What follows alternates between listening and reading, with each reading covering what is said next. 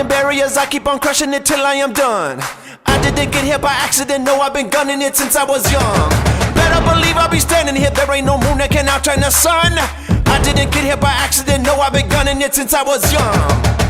Oh, second to none.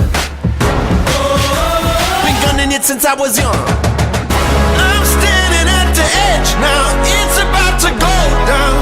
I'm gonna take it higher. It's time for me to light it, so they can't deny it. Hey, bring that fire.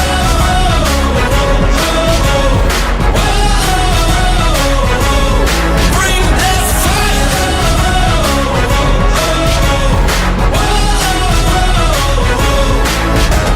If you take a shot, boy, you better not miss, cause it won't ever happen again.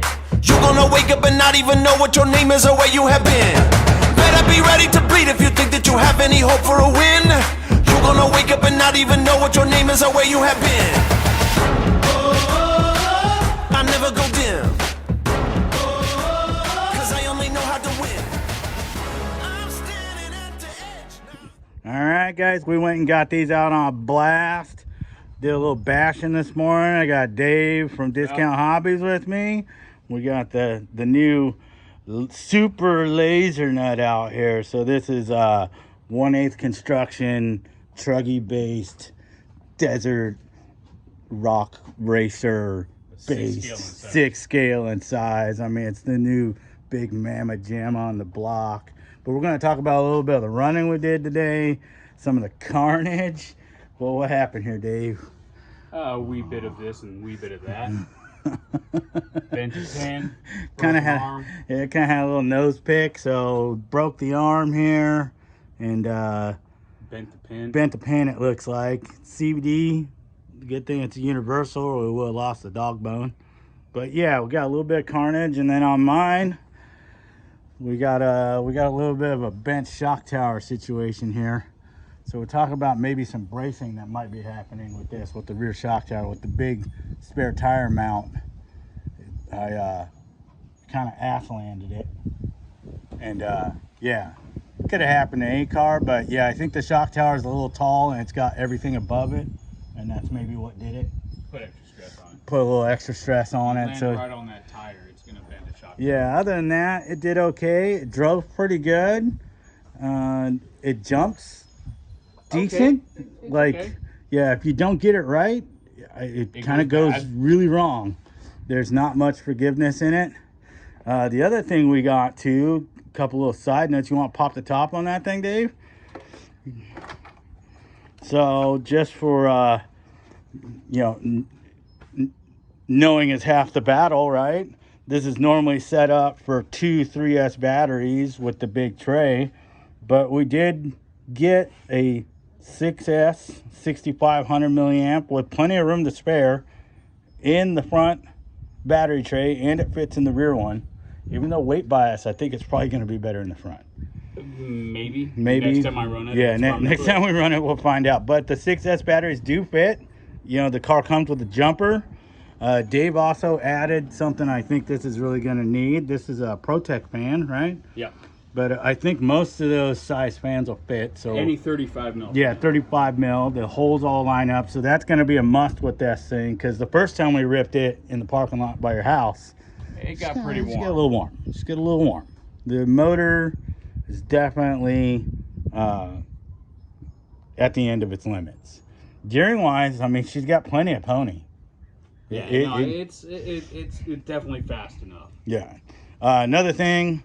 These on the Servo Saver, I think we're going to want to tighten those up a little bit, and also maybe use, I've seen somebody use a Traxxas Max servo mount, the big washer screw bolt. I haven't seen that. Yeah, so they're like the big head screws, and maybe put that right here and keep that from popping off. Right. Oh, that. Yeah. So we didn't have that problem today, but I could see that being a problem in the future. I've seen other guy do it. That's a good mod to me. That's a cheap one, and yeah, without that thing popping off all the time. Servo did really well. Took some punishment. Had some good digs. You'll see in the footage. We launched it a little bit. Got some good hot passes out of it. Do some kind of mogully ground, and it did pretty well there.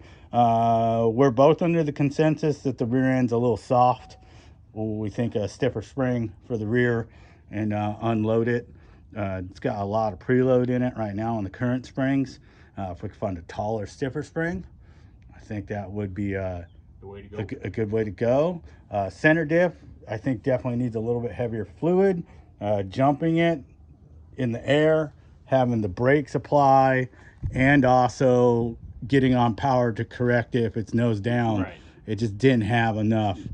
The center diff unloaded. Yeah, unloaded. So, I mean, this one, I mean, I launched it and I was full tag to get it to correct, to get the nose up. You know, and shit. So there's not a lot of air control. The center diff is a little light.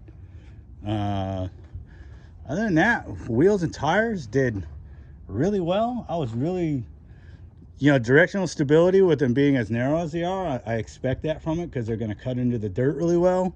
But, you know, having a little bit smaller tread comparative to the size, not as chunky, I thought they'd suffer a little bit in the sand, but it did really well. Yeah, wheels and tires seem to be pretty stout. We haven't had any trouble with that. They Hardly balloon. yeah, they hardly balloon. I think that there's a little bit of a stiffer tire shoulder going on, kind of like a UDR, to kind of keep that tire conformed a little bit, so there's not as much ballooning. Yeah, other than that, I don't know. Do you think it's worth the price of admission, Dave? I think so. With just a little bit of minor tweaking. Not minor every tuning. car is, you know, perfect Yeah. out of the box. You know, what are Yeah, you gonna do? I think it could be a really good car. I think this is gonna be a really cool. They did mess up where they did not put a true fifth scale size servo in it. Yeah, so it's still the close. smaller one. Yeah, so we're gonna have to get a mount or something to go to a true fifth scale if we want to. But the servo, It seems fine. yeah, you know, I don't see a need to upgrade it. I yet. mean, the SBR ones, we didn't upgrade them until we changed stuff out. They still worked. It's fast enough. You know, you don't need the fastest servo on the planet for a car this size. Nope. It's more about just the power to steer it, and this has it. So, yeah, I think, Pretty good car. you know, looks wise, it's hard to beat. General kind of desert running and open ground bashing, I think it does really well at that. I don't think I would buy this as an absolute basher. No. Go buy a Sledge or a Max or you know, one of the big XRT, Arma you know, XRT. I think those cars are really built for that. This is yeah, kind of akin to the SBR in a way, a sister car to the SBR, more like a class 1 buggy that does really well like open desert. It'll jump, but it's not its forte. Yeah. It's definitely more agile than the SBR. The SBR is, yeah, the SBR is going to conquer open ground that's much rougher, a little easier. Yeah. Yeah, but I think if you got an SBR, this is a bitchin' pairing for an SBR. Yeah. Like you'd have some good fun. I definitely don't think I would call it the basher of the year. No. Just from the little bit we did, you know. Even running it hard in the desert with this shock tower, I think I'm going to reinforce it.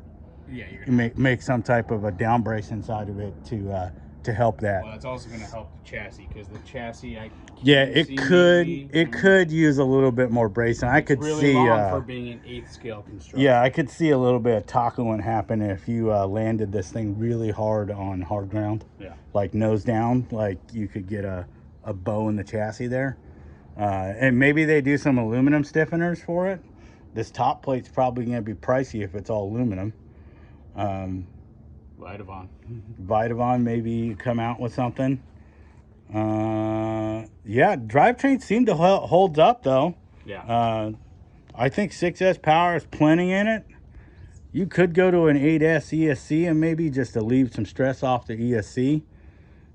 But yeah, I think at it's that point, you're risking differentials. 8S. if you ran full 8S, yeah. Because they still are just 1/8 diffs. Exactly.